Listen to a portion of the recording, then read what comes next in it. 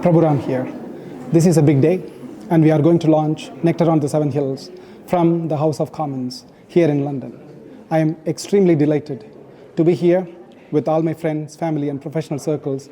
And today marks the second launch of the book, because we have done that at the World Book Fair in Delhi. Today it's in London. And it's a big day, as I said. And I'm just waiting for the guests. As you can see, they are all assembling here.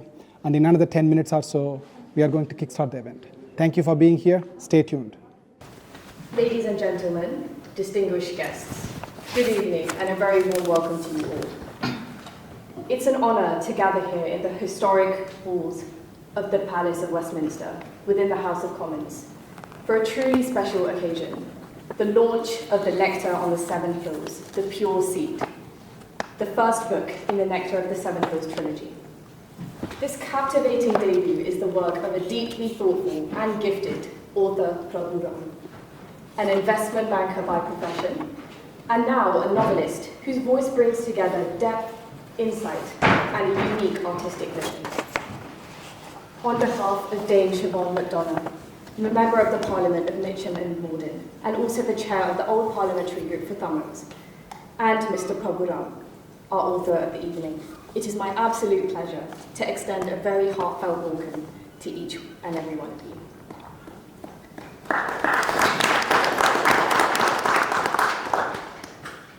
We begin the event by expressing our sincere gratitude to Dame Siobhain McDonagh. Thank you, Madam, for graciously supporting and hosting this event here at the House of Commons. Your continued support towards art, culture, and literature, and towards the Indian diaspora really means a lot here in the UK. This evening, we are joined by several distinguished guests of honour, each of whom brings their own light and legacy to this wonderful celebration. Dr. M. Nandakumara,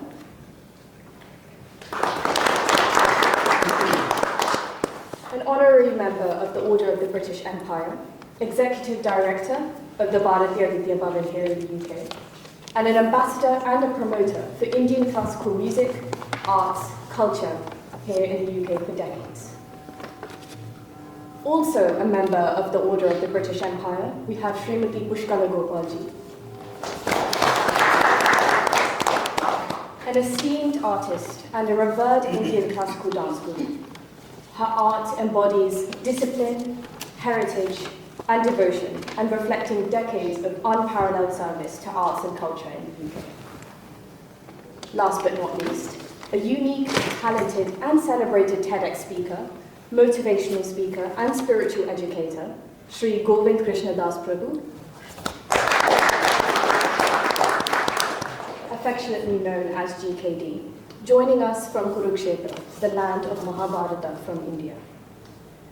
To all our honourable guests, thank you for being here and for wonderfully gracing this event with your presence. The room is filled with eminent artists, authors, cultural custodians, academics, and professionals from various disciplines and traditions. A very warm welcome to you all. Nectar on the Seven Hills, the Pure Seed, the first book in the Nectar trilogy, has taken India by storm since its grand launch during the New Delhi World Book Fair this February. Since its debut, the book has soared to immense heights, earning the title of #1 bestseller across multiple Amazon categories, including fantasy anthologies, historical fiction, myths, legends and sagas, and religious and spiritual fiction. It has also made its mark in the Amazon India Top 100, peaking at rank 58, a remarkable feat that speaks volumes about its captivating appeal. Readers and critics alike are calling the Nectar magical, with fans drawing ambitious comparisons to the cultural phenomena Harry Potter and Avengers. With over 100 outstanding reviews on both Amazon and Goodreads, it is very clear that Nectar is resonating deeply with its audiences. Now, it's time for the UK to experience the magic. Let's get ready. The Nectar is about to enchant a whole new world. Today, we are gathered to celebrate the rich tapestry of the British and Indian culture and the profound connection these two great civilizations share. A bond rooted in language and expressed through creativity. From storytelling to poetry, from theatre to innovation, it is through words and imagination that we have both defined our identities and shaped our shared history.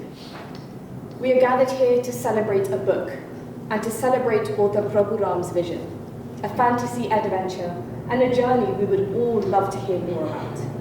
An investment banker turned writer, Mr. Prabhu Ram's Nectar on the Seven Hills, the Pure Seed, is just more than a title.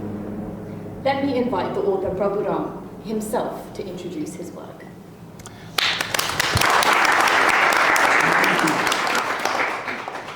Thank you, Aparna. Thank you for that. And thank you, Dame Siobhain, McDonagh.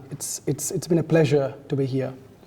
Everyone, I'm so glad and honestly a little overwhelmed to be here with all of you today. I thought I would start with some thank yous because I truly believe gratitude should not come at the end. So first, thank you for being here for me and for my book. Whether you came for me or for my book or just so curiously to see what Nectar on the Seven Hills is all about, I am immensely proud and grateful to this audience. I would like to express my deepest gratitude to the Honourable Member of Parliament, Dame Siobhain McDonagh, a distinguished leader in the Labour Party and a steadfast advocate for her constituency and for the Indian diaspora here in the UK for over 3 decades. Siobhain means God's gracious gift. Should I say more? Ma'am, thank you so much for inviting me here and hosting me here, and I'm truly humbled. And launching the vision from the Houses of Parliament, Nectar on the Seven Hills, it indeed means a lot. To Mr. Sen Kandaya and to Mr. Mariadas, thank you for your support, shoulder to shoulder, and for making this event even a reality. I'm truly humbled with your efforts and encouragement throughout the process and until today. To our amazing guests of honor, Nandaji, Pushkalaji, and GKD Prabhu, thank you for being here for me. Your work in the worlds of art, literature, language, and spirituality has been a huge, huge source of inspiration for me. And it's an honor to share this stage this evening with all of you. To all my friends and my gurus and mentors, and the many emerging talents who have gathered here, thank you for celebrating this milestone for me and with me, and being a part of the launch of Nectar on the Seven Hills here in the UK. I'm deeply grateful to my publisher, Om Books International. Though Mr. Sanjay Mago, who is the CEO of Om Books International, and Ajay Mago, who is the publisher of Om Books International, could not join us today here because they are both away in Delhi for business, we are honored to have Avi Mago and Pallavi Gunavan here with us representing Om Books International. Thank you, Avi and Pallavi.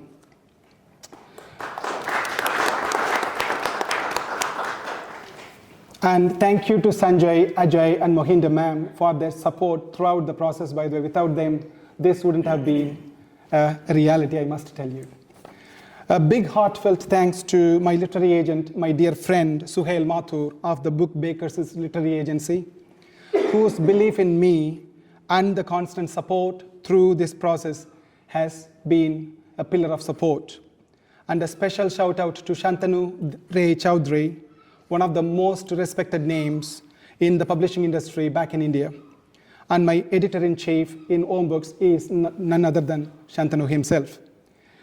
And importantly to my family, if family is the nest, and truly from the nest comes the nectar. So that's why we are here to celebrate the occasion with Nectar on the Seven Hills here. My deepest love and gratitude to my dad, my mom, my brother, and my sister, and their families who have been a pillar of support through this process. To Priya, Aditi, and Rohit, you guys have been my rock through the process. I am not done with you guys yet, because it's a trilogy, and there is a long more way to go. Thanks to my media partners, IBC Tamil, Asian Light, London Daily, Frontlist, Kitabi Kida, TV5, Mana TV, My 9 Movies, The Book Bakers, and Serendipity PR. All of them have been a strong support through this journey, and thank you for all their campaigns and their support. If I have accidentally missed anyone, I promise it's nothing intentional. I've been living deep inside my book too, and running on weekends without sleep. So if your name slipped through, please blame it on my literary obsession, nothing else. Thank you. Now let's dive into the evening anyway. So I have to say, Britain has always been such a global hub for culture, arts, like a launching pad, like a creative center of gravity. Honestly, I sometimes feel that some of the best minds in music and the creative industries are right here in London. Just thinking of people like Vamshi Krishna Vishnudas, Shri Raguraman, Subhadraji, and the many more, including Aparna. Having you people alongside me here, with me here today, it means a lot. So, what is it? Nectar on the Seven Hills, the Pure Seed. For many, it's just a novel, a work of fiction, probably a fantasy adventure. But what I have done and experienced in the last 2 years plus, it was like a penance for me. So I lived and breathed this creative piece that we have brought together and launched at the World Book Fair on the ground in Delhi to start with earlier this year, and on this special occasion here in the UK. I know some of you have asked me, what is this new avatar of Prabhu writing a book? It is, isn't it? The truth is, I have kept a side of myself under the wrap for a long time. So with a demanding full-time career in investment banking, I rarely had the time, any time, to think about doing something outside of work. But the truth is, what truly made me happy was being creative and doing things that are more creative. Balu sir knows this much better because I'm true passionate about music, and I always pester him with so much things, whenever I meet him on a Sunday, and Nandaji as well. So I am a bilingual writer. I write in my mother tongue Tamil, and from a young age, I wrote poetry. So during the long bus rides to school, I used to write. So I wasn't alone in this, by the way. So there were a couple of mad friends with me who have been through the journey. There used to be a competition, who wrote the best poetry ever. One in particular, Jagadish Kumar, his name was, we call him JK. He's a famous author now in the US, and there used to be a competition between the two of us, and that grew. The competition grew like a healthy competition, and here I am today. So we had a playful rivalry, a daily challenge to outdo each other with better poetry, a silly competition, you can say. It became a beautiful friendship and ignited the deeper passion in both of us to become better writers. So maybe here we are, and he is there in the US doing language, writing, storytelling, and whatnot. That madness never left me, and waited patiently, I must say. And here we are. So what is the hoo-ha about this project, Nectar on the Seven Hills? So well put simply, Nectar is an attempt to retell ancient history in a modern way. I believe in the idea of oneness when it comes to the divine, the kindness, treating the 8 million species on this planet equally, and even appreciating the simple things that we just take for granted on a daily basis. All for one, one for all. This has been the tagline for the book, Nectar on the Seven Hills, Pure Seed.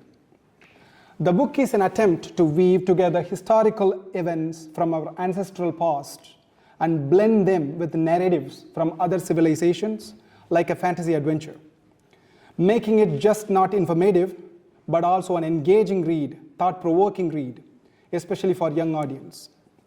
So the research work for this project took more time than the actual writing itself. It's a trilogy, so I had to plot it from scratch and make sure that it kind of flowed to its end. The first book in the trilogy is titled Pure Seed. There is definitely a reason for the title. In the Bhagavad Gita, Krishna says, Bijam mam sarva bhutanam Viddhi Partha Sanatanam, Buddhir Buddhi Matham Ashmi, Tejas Tejas Vinamaham. The verse means, know that I am the original seed of all existences, the intelligence of the intelligent, and the prowess of all powerful men. So, to find such a pure seed in the current world, it is impossible, isn't it? How about growing the seed? How many elements may be required that are pure enough to grow such a seed, which then yields a fruit? And then you find another pure seed from it. The process sounds complex, isn't it? It may be easy if the cycle of existence is built on the foundations of love and kindness. So, but unfortunately, it isn't the case, because we are living in Kali Yuga. So, Nectar on the Seven Hills draws inspiration from this foundational philosophy. The first book brings many characters from our ancient Indian scriptures and some elements from Chinese history. So, in the second book and the third book, I know I'm giving some hints. There is going to be more elements from Roman and English histories as well. So Nectar is truly a global adventure. I must say, more to come, please wait. So what has captured the attention of many literary critics and the fans fans on the ground in India so far has been the organic inclusion of Sanskrit verses from ancient scriptures and Puranas, such as the Srimad Bhagavatham and Bhagavad Gita, into this book. So it is in fact the true intent and original attempt from my end to do the same thing, by the way. So it is working. So there is a saying, think positive, do positive. The result will always be positive. There is also another saying, for the one who is determined, there is no such thing called failure. So there is a certain resonance of these thoughts into the book.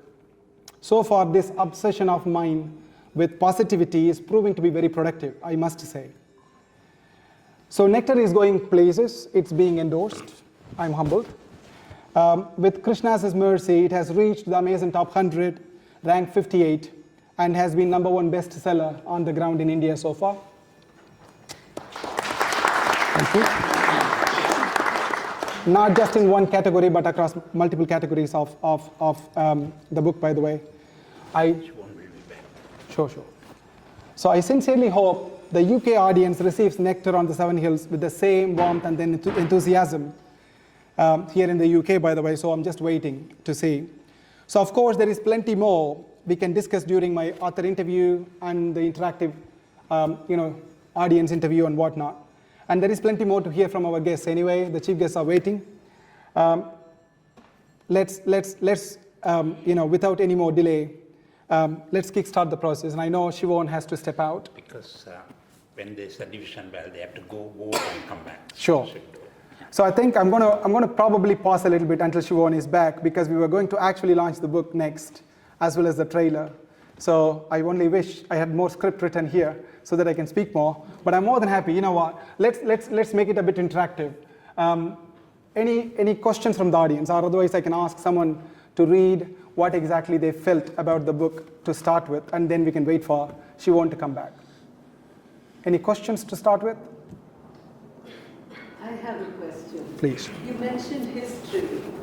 So do you have a distinction between history and mythology? How do you see these two things? Absolutely. As I was reading the book, I felt that there were lots of connections with mythology. Yes. So it's a very good question. So I was at the World Book Fair in February. So in fact, the book was launched kind of planting the seed at the World Book Fair, by the way. So we aimed at the event there. We use the terminology mythology, and many sects of the people, sort of audience, for example, they take it personally.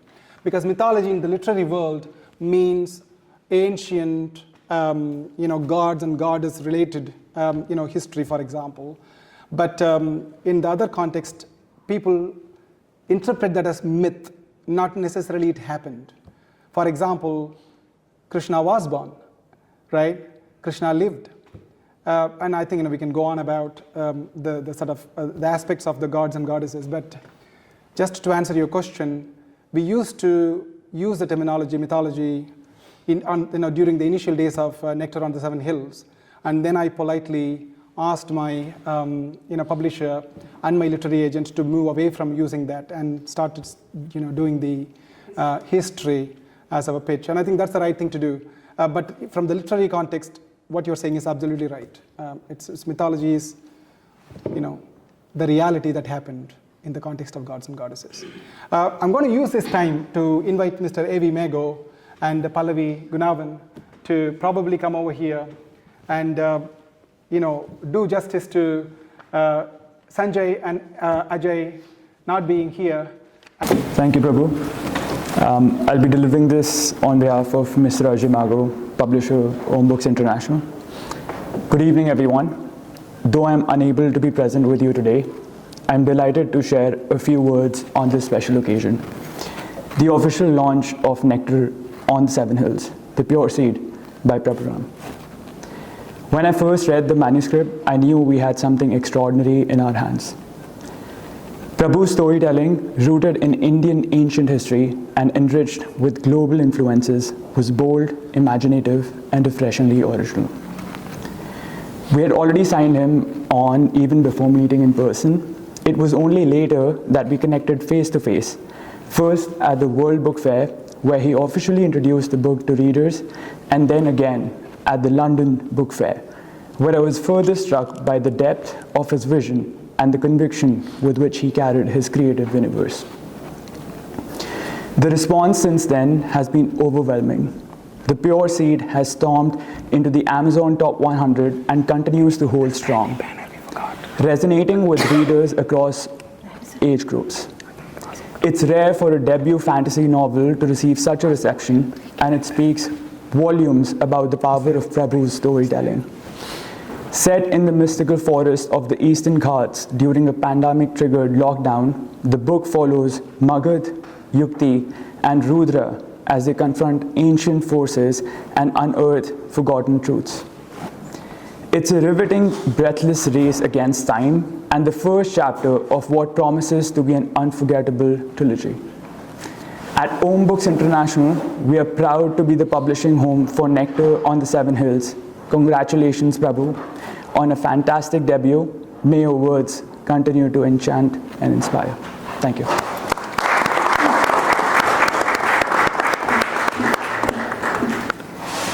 So let me add some context to Ajay and Sanjay. So as I said before, Sanjay is the CEO of Om Books International, and Ajay is the publisher at Om Books International. Of course, they are brothers, and Avi is none other than Sanjay's son, and he lives here in the UK, by the way, and Pallavi is his partner. Thank you both for making it, by the way, truly appreciate it. So working with Om Books International has been a privilege for multiple reasons. A, they pitched me at the World Book Fair on the ground in Delhi, and we did a lot of panels as well at Delhi Book Fair, by the way. So it was a special occasion because we managed to talk about how mythology meets fantasy, for example, at the book fair, and we gave a lot of context. In fact, I was privileged to be there. And similarly, Ajay and Sanjay both were here at the London Book Fair, and they were here not only to do many activities and promotions, but also to promote my book. So it has been a great honor to have you here, Avi. So truly appreciate it. Can I ask Nandaji to say a few words about Nectar and his work probably, and about this event? Namaste to everybody. Though Dave Siobhain McDonagh is not here, we are grateful to her and the authorities for making this place available for you. It's a very special place. If you ask me, have I read the book? I must say no, but I have glanced through it. I must say that our grandchildren are already reading that. During daytime, one amongst them, the other one reading at night. So they have been mentioning to me how good it is, how interesting it is. And I hope, in a day or two, they will be finishing that. And then when you come next to the Bhavan, I will make them speak to you. But other thing, most important, whenever any book is published, I always feel so happy that another work of spreading the message of Saraswati is done. Sa vidya ya vimuktaye. In our Upanishads it is said, real wisdom is that which helps an individual to free oneself from all bondages. The more we read, the more enlightened we become. And when I read this, Nectar and the Seven, Nectar means Amrita. Amrita is Vidya. There is no other Amrita. It's all, only mythologically we mention about that. But real Amrita is its Vidya. The more learned we become, the more we realize that there is no death. That as such, physical body has to go, but what will never go is the Vidya. That Vidya, I'm so happy to read the real title, Nectar and the Seven Hills. Seven Hills for all of us is one of the most sacred places in India, the Saptagiri, what we call. But Vidya is something so very special. I was talking to our Pushkala, one of the most learned persons in the field of our art and culture, saying that how our Upanishads have mentioned about Vidya. Nahi jnanena sadrisham pavitram vidyate. In this world, nothing purifies an individual the way wisdom purifies. The more we become part of that wisdom, whether by reading Nectar and the Seven Hills or any book, we should help our children to become addicted to books, not to other things. The more we do that, the more justice we'll be doing not only to ourselves, to our culture and art and everything else. I would like to conclude by quoting one beautiful verse which often I quote during such occasions. What really makes an individual free from everything, and what is the greatest wealth one can ever think of possessing? Our Subhashita says, Vidya dhanam sarva dhana pradhanam. Of all the wealth one can ever think of possessing, the greatest wealth or most invaluable one is the wealth of wisdom. Why? Na chora haryam. No thief can steal it. Nacha Raja Haryam, no king can claim tax on that. Na Bhratra Bhajyam, no brother or sister can claim that they have a portion of that because it's our paternal property or maternal property. No, Vidya can never be done like that. Nacha Bharakari, it's never a burden. Anything else can be a burden if you all have come by car, whether you have locked your car properly or whether you have locked your home properly, etc. All the time you may be worried sometimes. But only wealth which doesn't make you worried or which is not a burden is the wealth of wisdom. Most importantly, it says, Vyaye krite vardhata eva nityam. The more you spend, the more you have. Any other wealth, if you give 100 pounds, you are minus 100. The person who receives is plus 100. But whereas when it comes to Vidya, the more you give, the more you have. Let's be part of such Vidya and let us spread this message the way Shri Prabhuram is spreading through his book. Everybody should become part of this message of spreading Vidya, not only by telling more people to read this, and anything that which helps one to widen one's horizon, to understand what reality is all about. And thank you again for giving me this opportunity to share a few words. Namaste.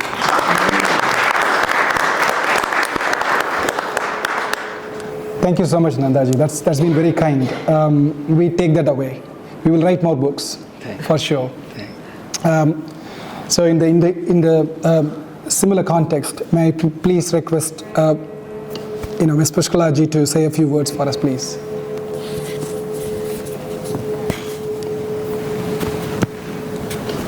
Respected company, I'm so pleased to be here today. I have to start with a few disclaimers. One of them, of course, is that I haven't read the book fully, but I'm in the process of doing that. And the second disclaimer is that I haven't recently followed young people's literary works in the market. But having picked this up, several thoughts came to mind. What Prabhu Ram mentioned as this being a global book. So if I'm not giving away too much, then some of the scenes that immediately come to mind from the book are a family in the US, a group of very serious seekers of something that is ancient and that belongs to the cultural context of India, wanting to derive that knowledge so that they can have immortality or whatever is going to be the quest at the end of the trilogy. We haven't yet got there, so you can see that. And you can, in a minute, you get an environment where everybody is serious. There are a couple of, would you call them, not priests from the Chinese tradition? Monks, yes. A couple of monks, army personnel, other educators, everybody believing in the value of something very, very ancient. And then you see this young family having gone to South India, where there are typical family relationships, where the grandfather thinks that the ultimate good thing that's going to happen to the future will happen through the son of the family. And other notions like everything will be all right if you visit 108 temples. These are all cultural things that we're all used to. We're also used to thinking a thought that maybe this sibling and I shouldn't have been born in the same house. Maybe it's not right. So these are all sentiments that one picks up from the book, which any child from any culture can actually relate to. The book moves with parallel activities, but the whole thing, and Prabhu has written so much about what happens in a span of, the actual action is in a span of less than 10 days. And because I come from a Natya discipline, with Natya we do big things like movement, and the minutiae of the word often doesn't get expressed to that detail in the dance form. But in the form of words, you get so many textures and colors and so many thoughts that spark off other thoughts. The other skill that I found that you have is that in every chapter you think it's going one way and suddenly something changes and there's a climax. But of course, the climaxes are building up from chapter to chapter, so as one is taken on this journey of reading the book, you really want to get through it as quickly as possible. But at my age, I want to read each chapter twice so that I'm sure I haven't missed anything. And that's why I've got only halfway through. So you can see a lot of tension when some things happen totally in the imagination, some things happen in the environment, and yet the fantasy talks about qualities like somebody who's able to understand the language of the animals, or you see a lizard and a spider looking at each other, and just that simple thought creates a lot of tension about what's going to happen next and whether you want to read the rest of it or not, because he brings out with a lot of brevity a whole lot of different tensions that make reading an exciting journey. Now, Nandaji talked about learning, and in the book it makes it very clear that learning comes from lots of different sources. It comes from ancient wisdom from the elderly, it comes from books, it comes from experience, it comes from interactions, and it often comes from observing and changing your own pathway. There are characters there who could be termed as villainous. I haven't got far enough to see exactly what the outcome for the villains is, and that's where I'm waiting to see what happens. When we are young, at home, we are often taught to pray to the goddess of learning and say, Saraswati Nrityatu Vachime Sada. Saraswati, may you dance on my tongue ever. I'm sure Saraswati is dancing in Prabhu's imagination and dancing all the way through his fingers as to whether you're typing it or you're writing it. And I wish you the same energy, the same erudition, and the same skill with words in the trilogy, which I'm sure is going to benefit not just the genre, but it's going to benefit a whole community of young people who sometimes think that mythology or history can be ignored. You then also get a taste that there is fantasy in all of these things. And everybody, of course, likes the idea that good wins over bad all the time. So that's an eternal truth. Thank you. Of course. I have to say, if there is going to be a hero, there is definitely going to be a villain. Yes. And without the villain, the story isn't going to be interesting. Correct. The only difference in this book is, I think people think somebody is a villain as they start reading the book during the early chapters. And as they traverse, they find, I think, some of the people that they talk to me about the book is that, every chapter gives me a different perspective and it takes me to different worlds and everything. So that's something that you would experience as you read the book, and I'm sure. And thank you so much. I know I met you on Saturday to give you the book, and I'm glad that you already are kind of whizzing through the book, right? So thank you so much for that, and thanks for creating curiosity. I know some of the audience here, they have already read the book, by the way.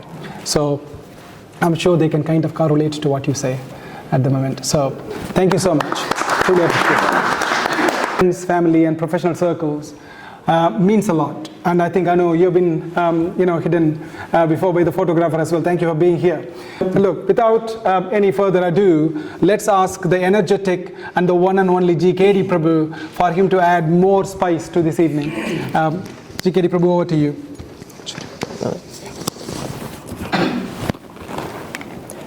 Om Ajnanatimirandasya Jnananjanashalakaya Chakshurumnitam Yena Tasmai Shri Guruve Namaha.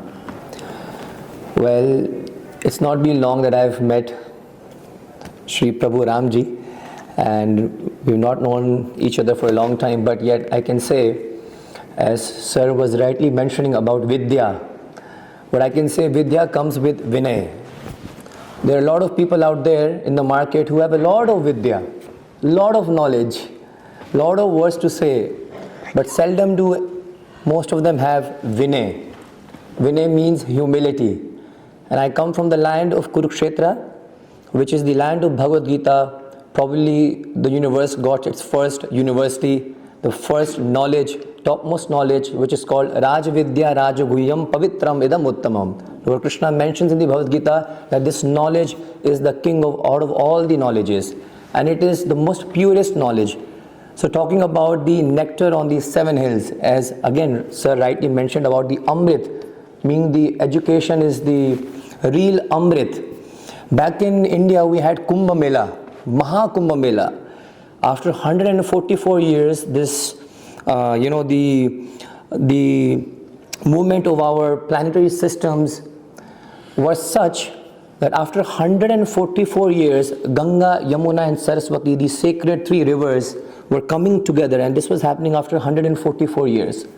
So the history behind this whole Mahakumbh Mela is also a fight for the Amrit between the Asuras and the demigods, Devtas and the Asuras.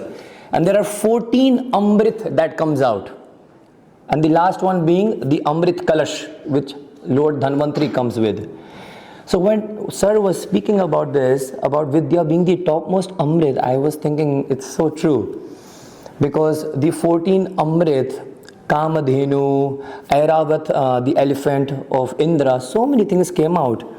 But knowledge being the topmost, Amrit, which no one can take from you. And the more you gain, the more you can, share with others.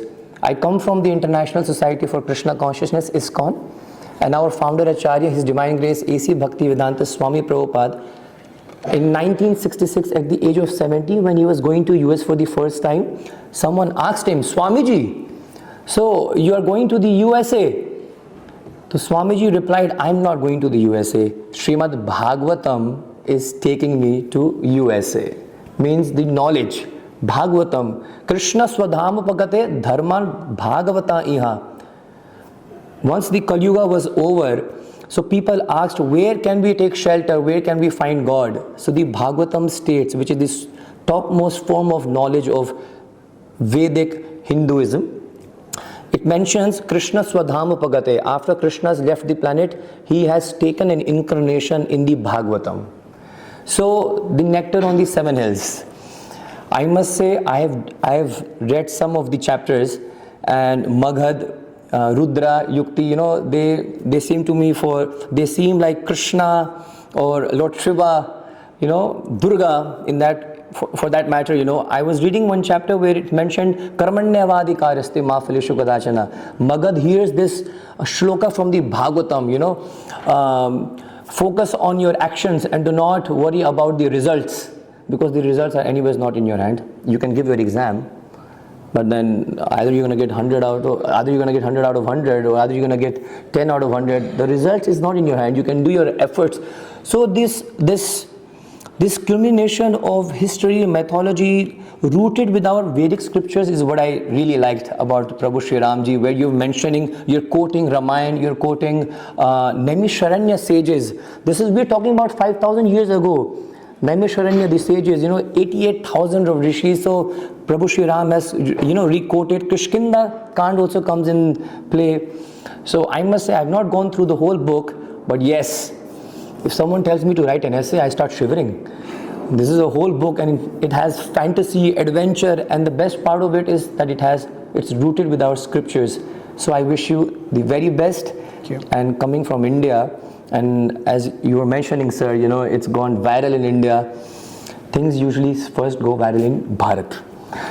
And then they travel all over the world. So you have all my support, and I wish to read it and share it. Thank you so much. Thank you so much. Thank you so much. Thank you for being here. You're welcome. Dame Siobhain, may I please ask you to say a few words before we launch the book, if that's okay? Can I welcome everybody to the House of Commons for tonight's book launch. Sen has asked me to do many things in the past, but this is my first book launch ever.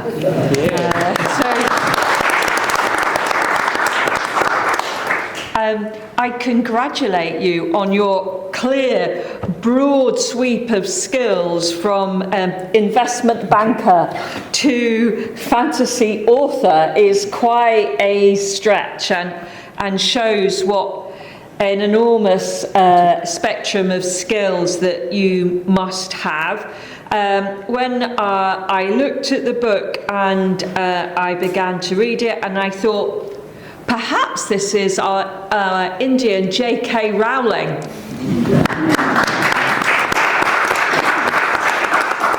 Whatever happened to her? So, great congratulations on writing the book, on being able to do that at the same time as working and all the other things that we all have to do. That is extraordinary discipline, and out of discipline we know comes success. So I wish you all the very best, Prabhu. I hope it is an enormous success, just as it has been in India. Thank you so much. Thank you for being here to launch your book. Thank you. I think in the interest of time, what we have done was we got the chief guest to speak as well. Can I just apologise to everybody for having to walk out? When you heard those bells, that were division bells, and we had to go and vote. So I had to go at that point because I've got 7 minutes to get from wherever I am into the voting lobby, and if I don't get there within that time, the doors will be locked and I won't be able to vote, and then a group of people called the whips will be following me around to find out why I haven't. So to avoid all that, I went off to vote, so I apologise to all the speakers for having missed their contributions. No, it's fine. I think we made sure that the event was progressing. So thank you so much for your kind words, by the way. So let's get the trailer of the book played before we open the cover and then launch the book as well, if that's okay. Yeah. So Parag, if you can kindly launch the trailer for me, please.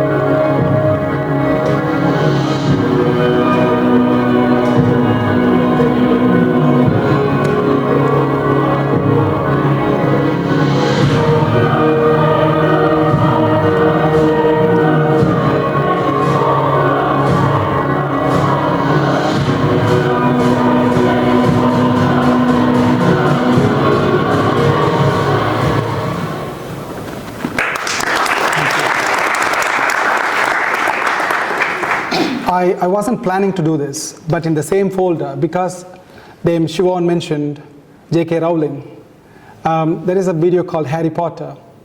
If you want to play that for me.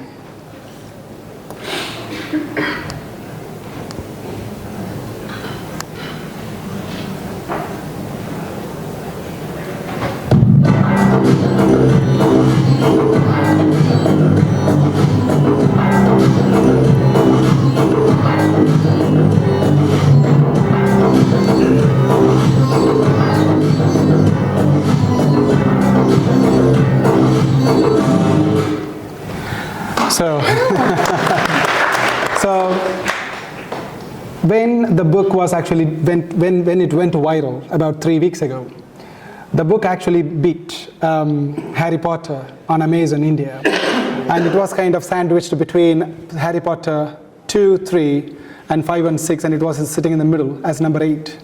So we were just putting this out at the time to actually tell to people it has actually reached the cadres of J.K. Rowling, so thank you so much. Oh. So that's when this went viral. So thank you so much for watching, by the way. So I think I'm going to ask probably Nandaji and Pushkalaji to actually open the cover of the book, if that's okay.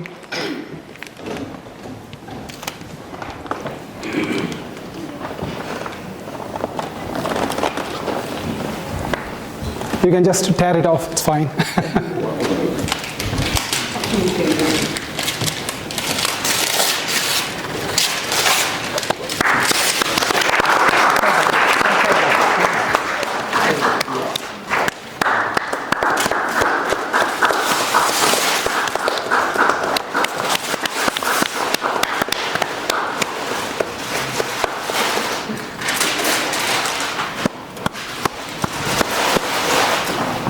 Thank you so much.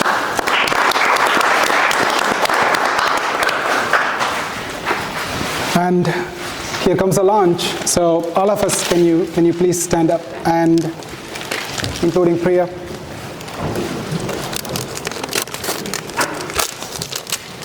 So feel free to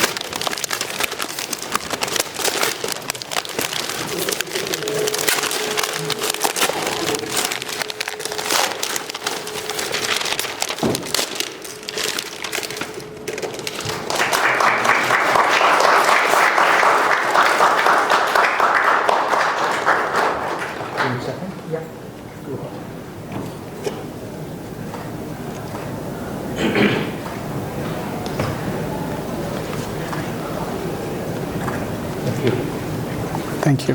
Thank you so much. So I think with Nectar on the Seven Hills, the pure seed, now officially live in the UK and launched, I can happily announce and confirm that the book is now available at Waterstones, W.H. Smith, Foils, and everywhere.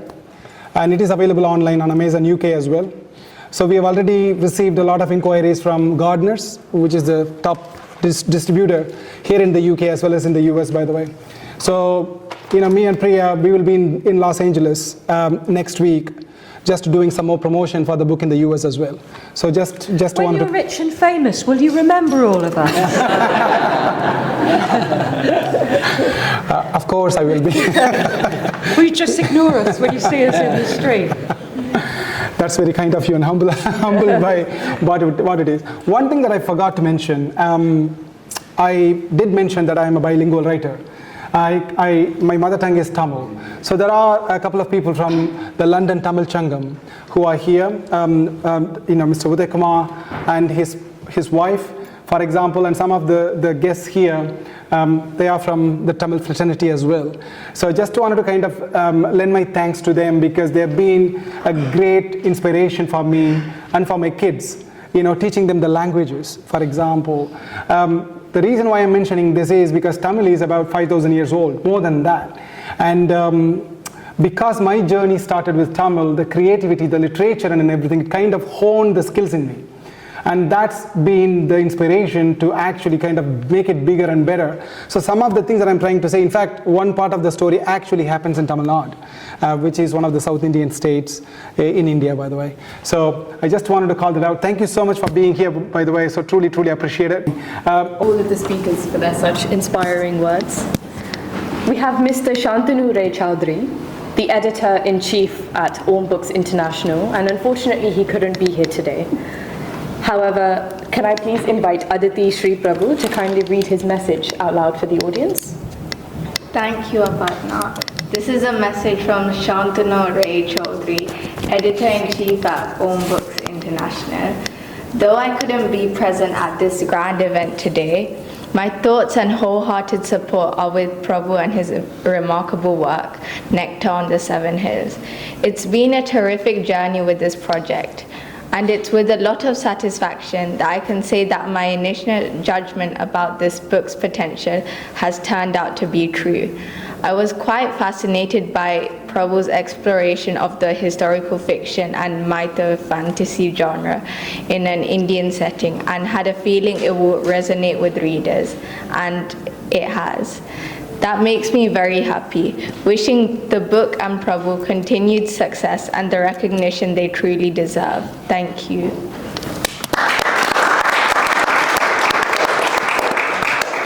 Thank you, Aditi. Shall I please add, I did mention this when Dame Siobhain wasn't here. Shantanu Ray Chowdhury is one of the finest editors I've met with, by the way. So he has been an inspiration, I must say. And I think he came to my launch in Delhi, and despite he being really, really unwell, and he stood by me and Suhail, who is my agent.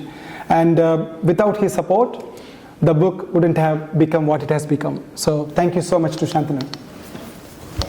We also have Mr. Suhail Mattur, one of the most renowned authors and the founder of the Book Bakers Literary Agency.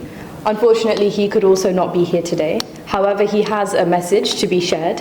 And can I ask Aditi to please kindly read out this message? This message is from Mr. Suhail Mattur of the Book Bakers Literary Agency. As someone who is constantly looking for new stories, new ideas, and fresh narrative styles, I feel Prabhu's book is an apt representation of it all. Not only his narrative style is very unique, but the way he has been able to successfully merge the story, which on face of it may seem for kids, but he has made it so appealing for adults, which is something that is worthy of appreciation. The plot is racy, the narrative is thrilling, and the book has adequate twists and turns to make a fascinating read, apart from the visual grandeur and spectacle. The success of the book has only reinstated our belief in what we had read as a manuscript when it came to us at the Book Bakers Literary Agency, and I am exceptionally proud at how the book has performed. I hugely admire the time and effort and enthusiasm Prabhu has shown for his book and can't wait to get started on book 2, as there is a huge demand for it and everyone is waiting for the sequel. And I know that the sequel is going to be even bigger and better. So please stay tuned to something more exciting that is going to come very soon to you. And the readers are going to be in for a treat for sure. So fans in the UK, save on book 1 and wait for books 2 and 3. Until then, cheers. Thank you. So again, I have to add, because Suhail has been a great friend and a great guide and advisor and mentor. When I met him in London, he came to London to meet with me. And of course, he was on a Europe trip, and he met with me just to discuss the book and how we can kind of plan the launch on the ground in India and etc. As he learned the book and he understood there is a bit of Chinese history in it, and the moment he learned that I'm bringing in a lot of interesting stuff from the Chinese history into it, he kind of read through it and he came to me and asked, if at all can I write a book on Zhuan Zhang, who is a sort of 7th century monk who visited India through the Silk Route to learn Sanskrit from on the ground in India, by the way. So I'm glad that he said book 2 and book 3, because I was worried whether he would hijack me to start writing something completely different about Zhuan Zhang. Now he is asking me to continue my journey with book 2 and 3. So really, really proud to have worked with Suhail and of course Om Books International we spoke about. Thank you so much, and back to you, Aparna. Thank you, Mr. Ram. They say a true success of a book lies in its ability to touch with the reader's hearts, forging a connection that reflects in authenticity through style, plot, the author's vision, and originality. Since its launch in India, Nectar has not only won over countless fans in the New Delhi World Book Fair, but has also received glowing reviews on Amazon and beyond. Let's hear some of these voices. May I please invite Aditi again to read a few of these reviews for our audiences, please. Thank you, Aparna. It is my pleasure to share a small glimpse of the outpouring number of reviews for the book on Amazon. This is an attention-grabbing debut novel that flawlessly merges ancient Indian history with fantasy, taking readers to a beautifully drawn universe where ancient wisdom and historical imagination collide. Prabhu Ram's study and enthusiasm for storytelling are evident in the difficult word building. If you're looking for an engaging read that combines history, action, and fantasy, all set against the backdrop of a global pandemic, this book is definitely for you. Dive into this adventure and uncover the secrets that await. It is an ambitious and well-researched entry into the Indian fantasy world. Its strength lies in the originality of plotline and cultural richness. The world building strongly demonstrates the author's knowledge, innovation, and originality, making it an intriguing tour through Indian mythology with some desi Indian tadka. The strategic inclusion of Sanskrit verses adds depth and context, allowing readers to appreciate the essence of the scriptures used. The author's skillful integration of these elements elevates the narrative, making it a compelling read. The exploration of bees and wasps in this story is incredibly informative, showcasing how perfectly nature is designed. Every creature has a defined role, with some living selflessly for others. The author skillfully illustrates the connections between humans and animals, highlighting their interdependence, demonstrating that one cannot thrive with the other. The book is the first part of the series, and I eagerly wait for the next installments. Thank you. Thank you, Aditi. We have all probably watched The Close Encounters of the Third Kind, and likewise, Author Prabhu Ram's family must be watching him daily, encountering many experiences and author perspectives. Let's hear from them firsthand. May I now invite Priya Aunty and Rohit Prabhu to share a few words about their experience. Good evening, everyone. I am Rohit, and I am delighted to be here at my dad's book launch today. It's such a special moment for us, and I've been lucky to watch the book evolve from just a few pages into something truly magical. I've seen firsthand how much love and effort my dad has poured into it. I'm sure many of you have already started reading it, and I hope you're enjoying it as much as we did while hearing it come to life. To me, this book isn't just a story. It's a whole magical world he's created. My dad would talk to my mum, my sister and me almost every day as he shaped each chapter. From the characters like Magad, Rudra and Yukti to all the animals and the rich world building, we got early previews of it all. Since the launch in India, it's been amazing to see how well the book is doing. It's now a bestseller, which has been super exciting for all of us. And believe it or not, my dad's already been working on the second book in this trilogy for the past few months. Hopefully, it won't be long before we're back here at the House of Commons celebrating the next one. For me, this book is more than just a great read. It's full of meaning, depth and morale. And it's a reminder of what's possible when you chase your dreams and don't give up. If you're about to start reading it, get ready. You're in for an unforgettable adventure. And now I'll hand it over to my mum, who has a few words to share. Thank you.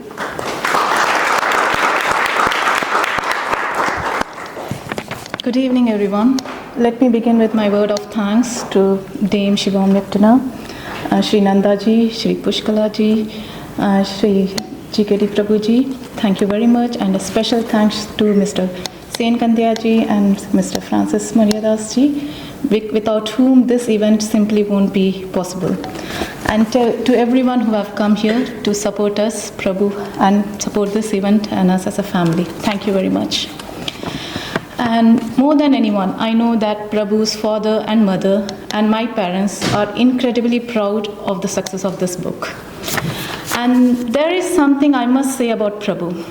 When he sets his heart on something, he pursues it with absolute conviction and unwavering faith. He always dreams big. When he first started writing a couple of years ago, we all asked him, why now? And he simply said, let me try something different. And he kept on doing what he has determined to do. He remained committed and persistent. And like any other journey, he had his own its share of challenges. He faced many hurdles, many delays. And many of you who are here today are aware of how many months and months of wait Prabhu had to endure before getting this product live. But throughout his journey, he truly believed in his vision. He worked incredibly hard, and finally he launched the book at the right time, at the right place, at the World Book Fair in Delhi. And the overwhelming reception the book received there was both humbling and heartwarming. We are deeply grateful to Lord Krishna for the blessings and guidance all along the way. For me, Rohit and Aditi, it's been an honor to walk alongside Prabhu during this journey. We had a unique privilege of watching this book come to life, not just as a finished product, but as a journey. As a journey, we have seen it unfold day by day and word by word. I have read many versions of this book, the rough draft, half draft, chapter by chapter edits, and the final version what you see today. I have seen it growing and changing all along the way. Every day we would discuss about what will be the new plot twist, what will be the character development, how we can make this chapter more interesting, more real, and it has become a part of our daily life to talk about this world he's building. Prabhu truly believed in this, and he poured his heart into every chapter, not just into writing, but into every single detail. even the book cover. He has spent a lot of energy and time and creative effort in designing this book cover. And you will see, if you look closely, you will notice, you will find hints and layers in the book cover which connects to the inside story. It was crafted with care, and it was designed to mean something. And the journey doesn't end here. It continues. We are now stepping into the next phase of his second book, Hasun, and its sequel. We sincerely hope that the public here in UK welcomes this book with the same warmth and enthusiasm that it received in India. I'm incredibly proud of Prabhu. This shows what's possible when you follow your passion wholeheartedly and never give up. I wish Prabhu all the very best, and I feel delighted to be part of this journey with him as his partner in crime, as always. Thank you so much.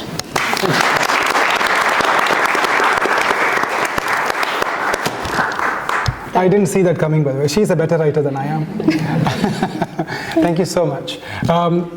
Over to you, Aparna. Yes, thank you, Priyanti. I think it really shows that there's a whole team behind writing a book, and that includes the including you yourself. That includes everyone here today as well. I think it's about time we make this segment a bit more interactive.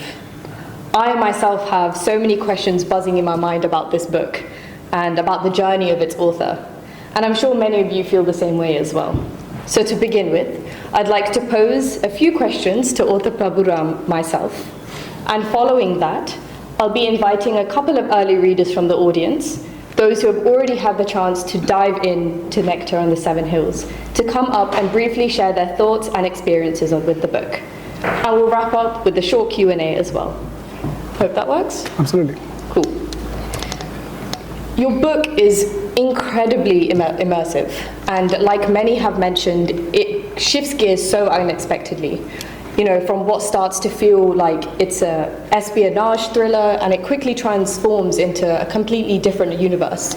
What inspired you for this creation, and how did you go about building that universe? It's a good question. I think a lot of answers already came through. When Nandaji was here, and GKD Prabhu also talked about Naimisharanya. So, as you explore scriptures, you read more and more, you kind of compare how people used to live thousands of years ago versus how we are at the moment. For example, 20 years ago, 25 years ago, I never had a mobile phone, right? And things have evolved. In 5,000 years ago, what exactly has happened? And I think, when I started looking at what would have happened in Naimisharanya, 88,000 sages sitting and doing a penance, seeking boons and things like that, I think I kind of kept that in the center. And then what revolved around was what happened in India. Has it happened the same way elsewhere? In China, in Rome, in England, in the US, etc. So my inquisitiveness kind of gave me the sort of exploratory mood to read more and more. The more you read, you get to know more. So there is a particular verse in Bhagavatham. I think it is in chapter 11. It goes this way. I I'm going to go into a bit of history. It's towards the end of Dwapara Yuga, which is one of the millenniums, by the way. And Lord Krishna decides to go back to the abode, meaning he decides that this is the end. And Uddhava, who is one of his very close ally, a friend or a cousin, you can say, and he comes and speaks to him and just asks him, what do I do?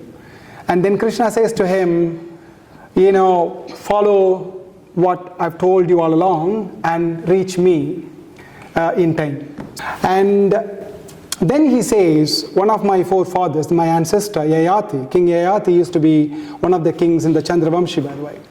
And he says that once he went on a hunt and he met Avaduta, and Avaduta, by the way, and I know Lakshmikant Prabhu is laughing, and who is ecstatic, and he goes with madness, and he was happy. What makes you happy? You are nobody, you are a beggar, and why are you so happy? And then the person says to Yayati that have learnt from the 24 gurus, And with the knowledge that I got from the 24 gurus, and I know how to conduct myself, I am fully convinced that I found the meaning of life and I will reach the abodes of the Supreme. He says, action with the readers. You know, we've got similar, sort of fantasy that exists in Indian history, in Chinese history, in Roman history, in English history, for example. How can we kind of bring that together? And that's what the universe formation. Of course, the story happens in South India, in Tirupati. So I know many of you might have visited Tirupati. Tirupati is one of the very sacred places for many people on the ground. In India, by the way, at least 100,000 people visit a day to Tirupati. And I said that as the sort of core of the story, because me and Priya were walking up hills in Tirupati about 5 years ago, and I must say this, and of course whether I told this to people or not, including her, the seed, the pure seed of the story happened there. How about writing something with Tirupati as a base? And then all I did was to convert the forest, which is Seshachalam Biosphere Reserve, which is along the lines of the Eastern Ghats, by the way, in India, as the setting to bring all these characters live. And then the moment you bring Naimisharanya, the river Gomati flows next to it. So river Gomati is kind of treated as the daughter of sage Vasishta, by the way. So that's another thing. There is a connection everywhere, and I think you need to know, meaning what I've tried to do is to give so much here so that people can go back and do research on what is this, why is he talking about this, why there is a wasp, why there is so many things happening in Naimisharanya, for example, and things like that. So that's what it is. It's kind of trying to bring everything together as a magical adventure. So hopefully that answers your question. I don't know. I know it's a long-winded answer, but I try to do so much justice to the question, by the way. That follows on very well to my next question, actually. And I've always wondered, how did you end up developing the characters? You know, are they drawn from inspiration from real-life people?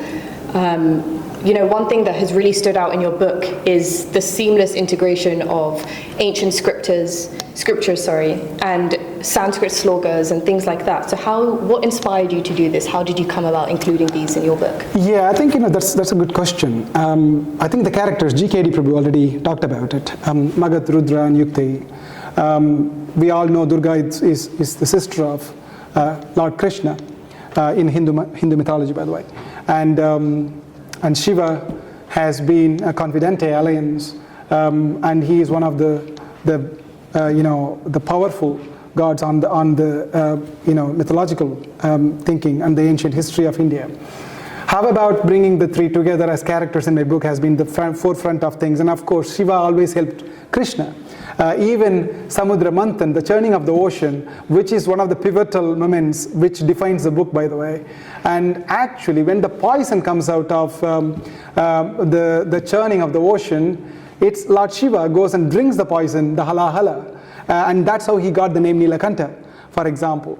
So, you know, there is definitely a connection everywhere with respect to the character development. That's the foundation of it, and I think, you know, of course, there are other characters like Vashishta Rishi, Vedant, and of course Hanumant. There is another character that comes into the book.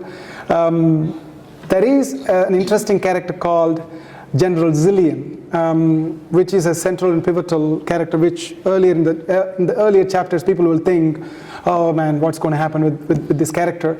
But he is actually an avatar of something in the Chinese history that people will know in book 2, by the way. So it's, and importantly, the villain. I think I don't want to say the name of the villain, but actually, of course, I already said Mayadanava. Let me use the name Mayadanava. That's an important character in the book, because Mayadanava is none other than the father-in-law of Ravana, you know, in our Indian history. So how about that? How about King Mahabali? King Mahabali fought the battle for the nectar of the nectar of the immortality, by the way. So he was the chief, fighting the war with Mayadanava by his side as his chief commander, with Arishtnemi and Sambaras supporting him. So that's exactly what has come into the book, by the way. So in the interest of time, let's move on to the next segments. And I think, you know, definitely there is a strong connection with the characters, with the ancient history of India. I think it would be really nice to hear from our readers as well. Can I please invite Priya Manikandan and Manikandan Govindan to take their share on the book? Yes, I know a lot of people have spoke about how this book is about fantasy and thriller and mythology and everything. I also Can you just time travel and science fiction in there, where you say about yogis traveling between certain, where you Kali Yuga and that Yuga and this Yuga. Are you going to explore that in the next books, or you're just going to leave it at that? Oh, sorry, it's a question. I thought. Yeah, it's a question. Yes, because it's really. I know you picture it as a fantasy thriller and everything. I felt that when I was reading the book, I was thinking, hold on a minute, this guy is everywhere. He's traveling between lots of yugas and everything. So I was just wondering, are you going to use that in the next books? Yeah, I think yeah, of course. Let me give you some hints. Of course, that was the plan. I was going to give some hints, by the way. So I kind of said in my intro speech, is having just a pure seed enough, or do you need many pure ingredients to actually grow the book? So even in the first book, it's already kind of revealed that they have to find 7 ingredients to actually grow the seed. So they have to travel. But is it going to be time travel? That's something that you would see, right? Of course, it's going to be much more intriguing and compelling in book 2, and of course the character of Magad will develop to massive heights, for example, and I think they are going to go to places including Dwaraka. Okay. Yeah. Let me read out what I actually thought about this book before I hijacked it.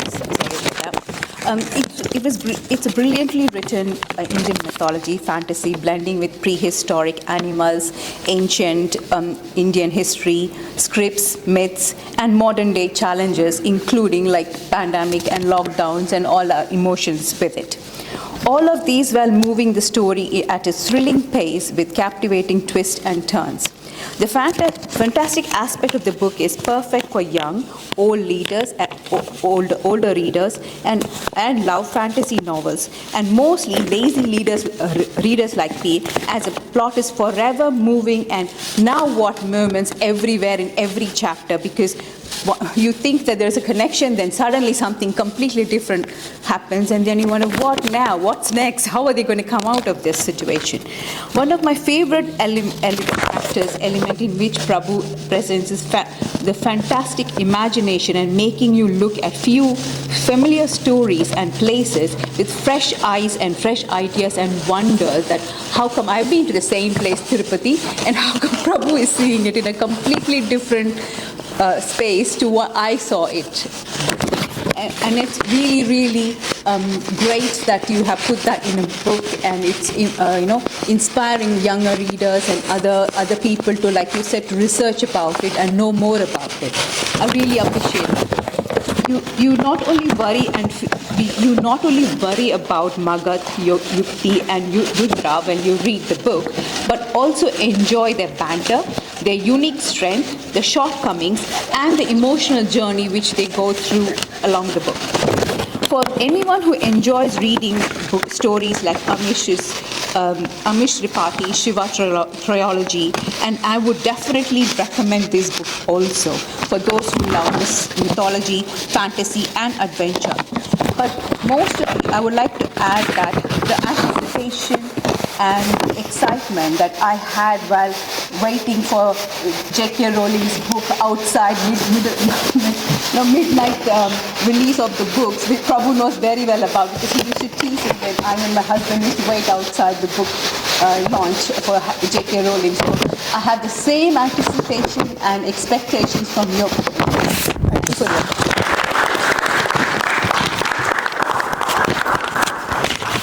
I think I must say only one thing.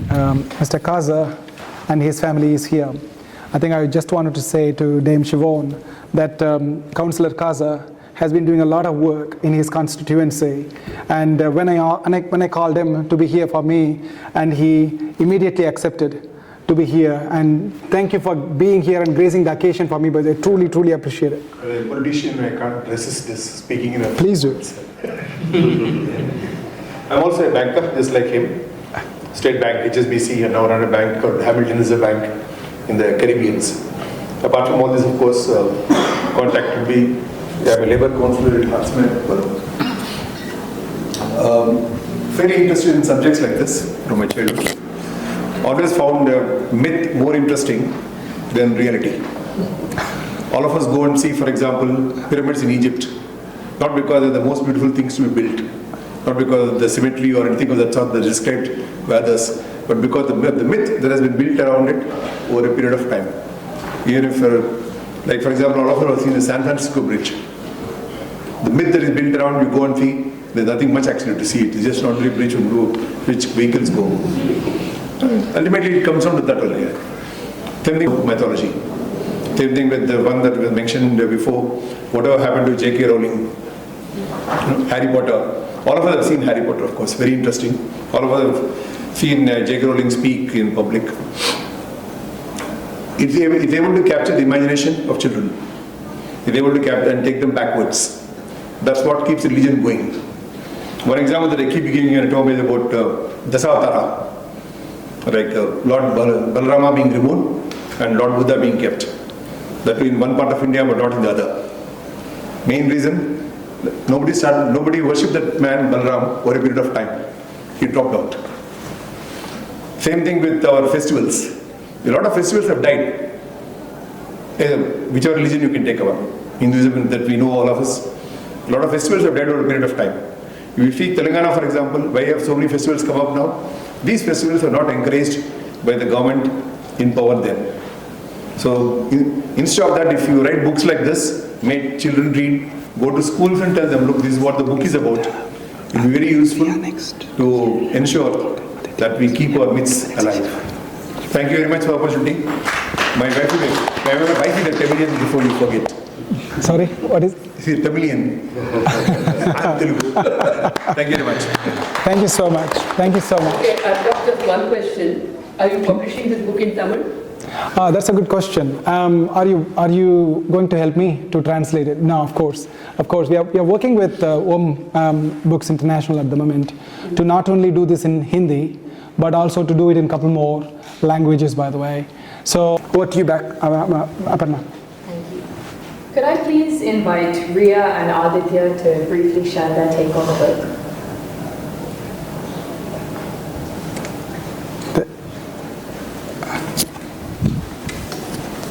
Good evening, everyone. It has been an immense pride and heartfelt joy that I stand before you all today to speak about The Nectar on the Hills, a deeply reflective and spiritually rich debut novel written by Mr. Prabhuram. This is more than just a story. It's a spiritual and philosophical journey rooted in one of India's most sacred symbols, the 7 hills of Tirumala, home to the renowned Tirupati Balaji temple. These hills aren't just a location, they represent faith, devotion, inner strength, and the internal connection between the human and soul and the divine. Through lyrical prose and philosophical depth, this book paints a narrative that is timeless. His writing reminds us that the climb towards something higher, whether a hill or a higher state of being, is never just physical. It is spiritual, emotional, and deeply personal. A standout moment in the book is when he invokes a verse from the Bhagavad Gita, which encapsulates the essence of the protagonist's transformation. Advasta sarva bhutanam maitra karuna evacha nirmamo nirahankara sama dukkha sukha shami. This verse speaks of the person who is without hatred, full of compassion, free from ego, and steady through pain and joy. These qualities aren't just spiritual ideals, but values we so deeply need in today's world. I am proud and incredibly honored for the opportunity to introduce this book to everyone, and I wish for the success of this novel. Thank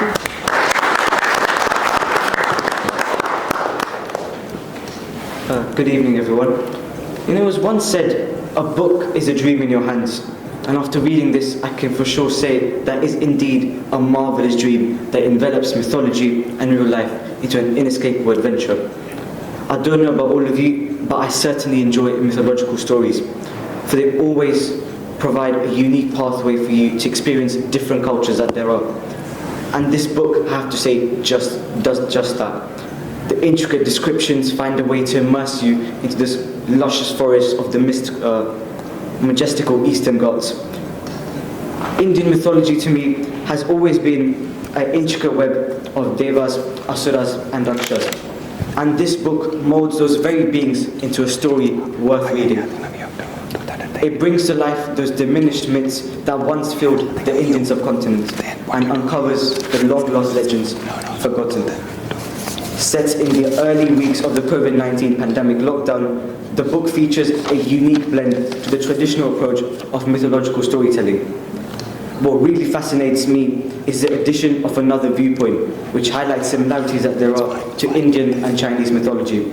And it also elevates the overall storyline as well. The hooks and cliffhangers, I have to say, within the book itself do not fail to keep you at the very edge of your seat until the very end. I for sure have to say that I recommend this book to anyone who finds themselves with a little bit of free time at end. It encourages readers to embrace their own cultures and spreads the tales of Indian mythology deep into the world. Once again, I urge you guys, read this new book, and I can say the wait for book 2 feels very, very long.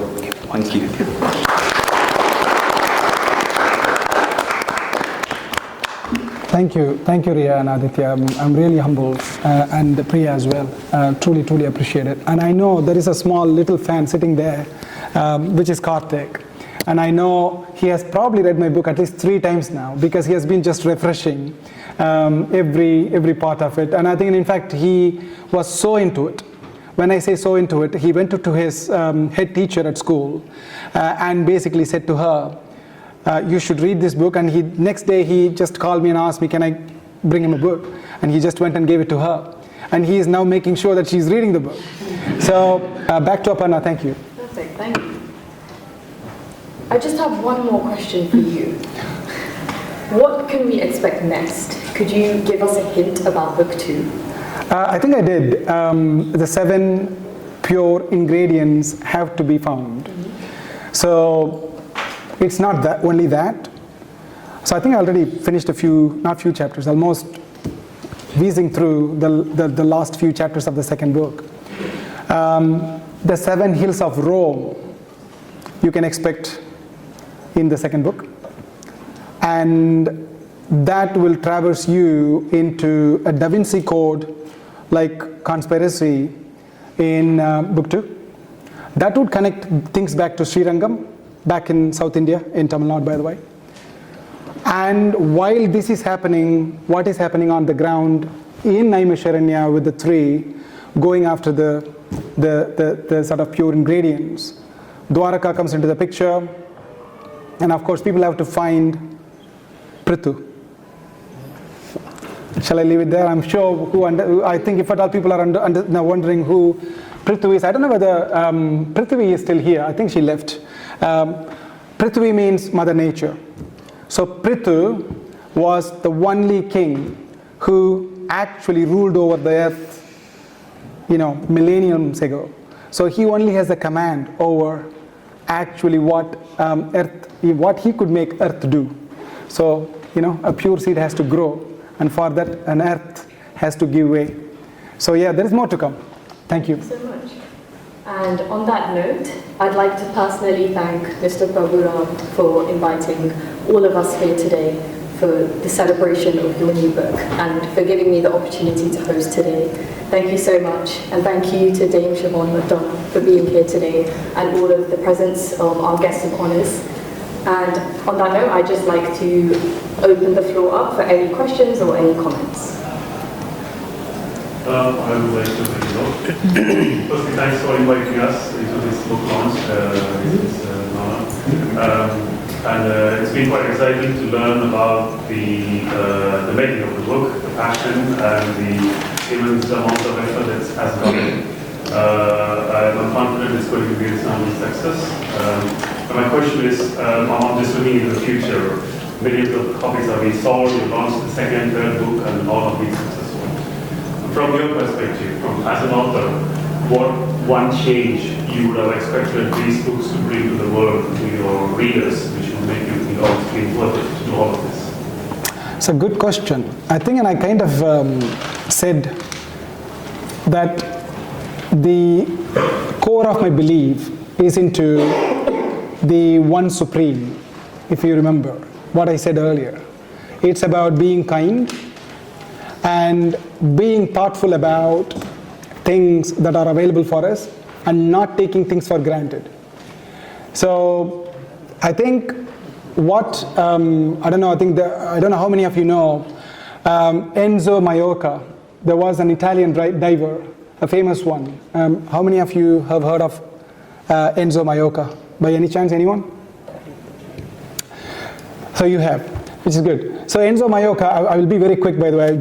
I'm trying to finish the event on time, so and hence I will try to be very quick. So Enzo Maiorca and his daughter Rosanna, they were in the 1970s at the Mediterranean Sea, starting to plan for their dive. And Enzo feels something touching his back, and he turns around, and a dolphin is kind of touching his back and literally seeking help for something. Enzo, before even he realizes what's going on, the dolphin just dives deep in and he follows. And within 15 meters of the depth, he sees another dolphin kind of tangled in a fishing net, for example. So a dolphin can stay underwater only for 10 minutes breathless. And that dolphin, which is tangled in the net, is like literally fishing for, struggling for breath. And he releases the dolphin, brings both the dolphins up and then everything. And within another 10 minutes, the dolphin who was stuck, tangled under the waters, gives birth to a calf. So within the next few moments, the father dolphin, which kind of patted on his back, literally speaks to him in a language which is like squealing, and literally thanking him for everything.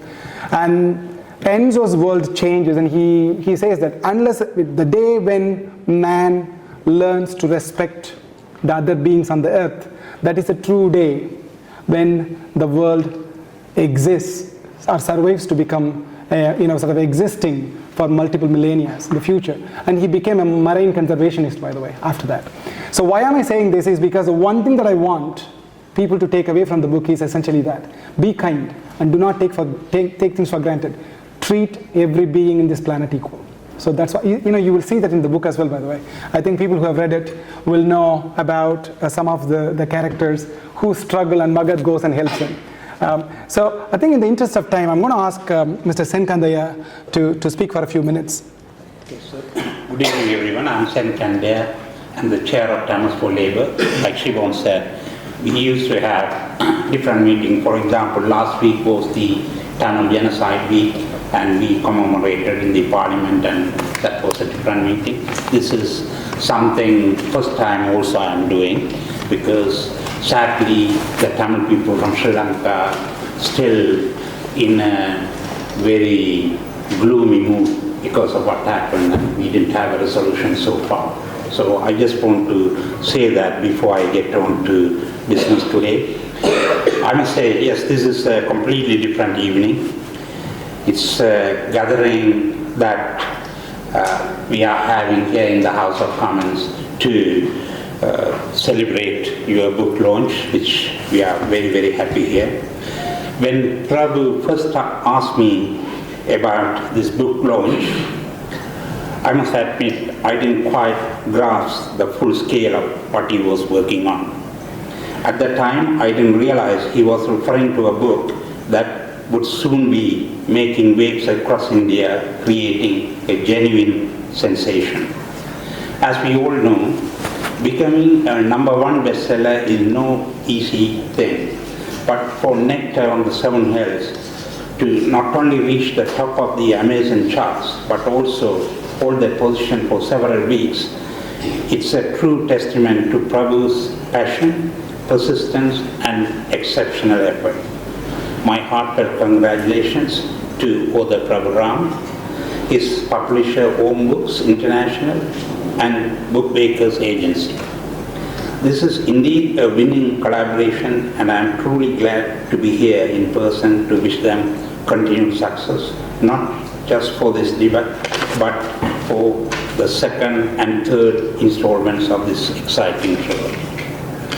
I must confess, although Prabhu graciously sent me a couple of copies of the book, I haven't yet had the chance to read it.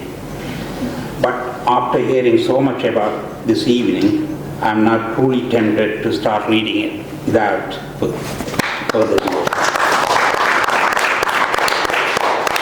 I understand this book, The Pure Seed, is the first in a trilogy, and sincere hope we will return to this very venue to the next two launches under the stewardship of Dame Siobhain McDonagh, whose unwavering support for the Indian diaspora here in the UK, and more importantly, all those Tamil victims in UK and around the world. Siobhain is our champion who is in everything. So thank you for all your work, Siobhain. The colorful and diverse assembly of guests here from various professional and cultural backgrounds is not just heartwarming, but also deeply symbolic. It reminds us that when it comes to art, literature and culture, there are no boundaries, no race, religion or ethnicity.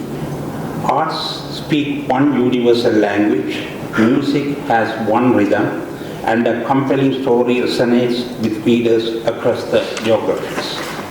The United Kingdom has long celebrated and supported creativity from all corners of the world. Take our example, the Tamils from Sri Lanka. We were deprived of almost everything. I couldn't go to university because I was a Tamil. Here in UK, we got the freedom. Our children, you can see even in this room, flourish simply because of what UK offering us. To see someone of Tamil heritage from India not only succeed in the demanding world of investment banking, but also make a significant mark in the creativity industry is truly commendable. His family must be very proud. Indeed, we all very proud of his great achievement. Let us continue to support voices like Prabhu's that blend heritage with modernity, discipline with imagination, and tradition with innovation. Thanks, Mr. Nandakumarji, he has gone, but still thank him, and Mrs. Pushkala, Shri Govind Krsna Dasji, for being here in support of this launch and honoring Prabhu's work. Thank you, and congratulations once again to everyone behind Nectar on the 7th. Thank you.